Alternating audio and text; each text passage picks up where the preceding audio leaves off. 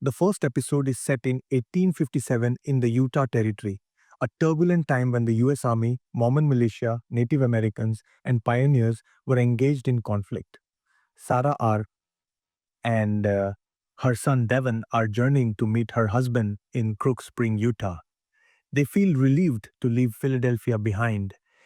A man named John Fry accompanies them to Fort Bridger, Wyoming, where they plan to connect with their guide, Beckworth. Upon arrival, Fort Bridger is a desolate and chilly place.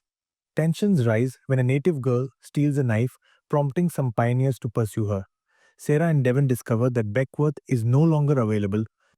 An altercation occurs between John and a Frenchman, resulting in John's death and the Frenchman's subsequent execution.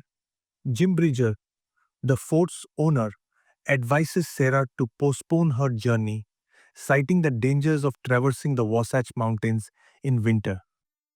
He warns of the threat posed by native tribes, Mormon militia, and outlaws. Additionally, a larger conflict looms as Brigham Young pushes for a Mormon controlled Utah while President Buchanan aims to thwart him. Despite these risks, Sarah insists on continuing her journey and requests a guide. Jim introduces her to Isaac Reed, a reclusive man familiar with the land and steeped in native practices. Sarah offers him $750 to guide them, but Isaac refuses, citing Devon's disability as a concern. Frustrated, Devon asserts his capabilities and urges Sarah to stop pleading with Isaac. Meanwhile, a group of traveling Mormons arrives at the fort for supplies. The pioneers treat them poorly, but their leader, Jacob, remains calm. His wife, Abish, is less forgiving. Sarah attempts to join Jacob's group, which he initially declines. However, Abish's subtle persuasion and Sarah's assurance that they have their own supplies convince him otherwise. Sarah thanks Abish, who dismisses the notion of women's influence, attributing their societal role to marriage. Sarah appears intrigued but agrees. That night, a drunken native man assaults the girl who had stolen the knife earlier. In defense, she stabs him and flees. The man's significance to the tribe adds tension to the situation. The next morning, Jim and Isaac watch the Mormon group depart. Isaac criticizes Sarah for endangering her son's life and cynically suggests that their demise would allow him to trade their supplies. Devon, however, discovers the native girl hiding in their wagon and chooses to keep her presence a secret. As the Mormons join another group for security, Abish questions her role and Jacob reassures her that their purpose is to support each other. Back at Fort Bridger, a bounty hunter arrives, revealing that Sarah Holloway is wanted for murder and robbery with a reward of $1,500.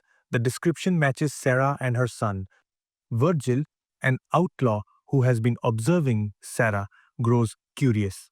Jim, aware of Sarah's predicament, covers for her, though her true motives remain unclear. The situation escalates when the Mormon militia arrives, claiming the land and demanding permits. The Fancho group, better armed, dismisses their demands, angering the militia. Jacob's group serves as collateral in this tense standoff.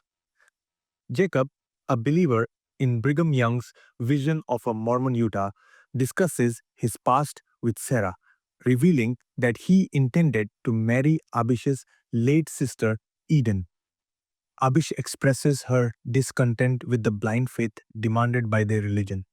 Meanwhile, Devon secretly shares food with the native girl. Suddenly, outlaws and Paiute tribesmen launch an attack. Jacob is scalped, and the native girl flees. Sarah and Devon attempt to escape, but are cornered. Isaac intervenes, killing their assailant, and helps them flee. Furious, the outlaw leader hires the Paiutes to track Sarah, Devon, and Isaac. The Paiutes demand the Mormon women as captives, but the outlaws plan to kill them once the Paiutes are done. Elsewhere, Isaac reluctantly shares food with Sarah and Devon as they camp for the night. In town, Virgil and his men kill the bounty hunter, intending to claim Sarah's bounty themselves. One of Virgil's men expresses regret over the killing. Among the dead from the earlier attack, a Paiute discovers Jacob alive. Desperate, Jacob searches for Abish, but she is nowhere to be found.